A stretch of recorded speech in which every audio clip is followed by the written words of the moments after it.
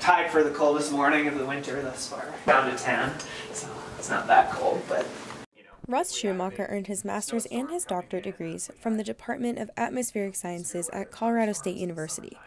After a few years of teaching, Schumacher returned here to the CSU Foothills campus as an associate professor. I've been teaching and doing research, and we study storms, and particularly storms that produce heavy rainfall and flash flooding. Not only is Schumacher a professor, but he is the director of the Colorado Climate Center as well as the Colorado State climatologist. We keep tabs on the weather and climate all across Colorado, especially looking at issues of drought and climate change and all sorts of different things, and talking to a lot of different groups around the state, trying to answer whatever questions they have. Schumacher is also a husband and a father to his 5-year-old son.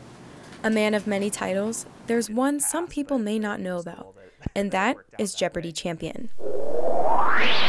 This is the Jeopardy Tournament of Champions.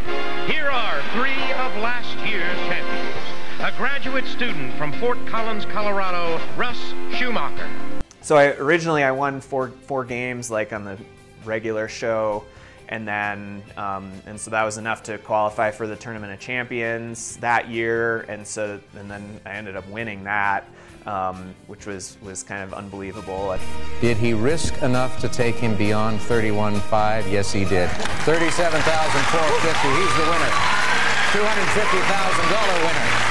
A couple of years ago, then they had this big reunion. It was the 30th year of the show, and they had this big reunion tournament where they invited back people from like the 3 different decades of the show, and so I made it to the semifinals of that tournament.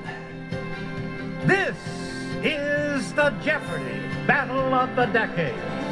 Let's meet today's former champions from our 3rd decade. From Fort Collins, Colorado, here's Russ Schumacher. Schumacher says he prepared for the show in a variety of ways, including with another former contestant who created a computer simulation of the buzzers and the game board.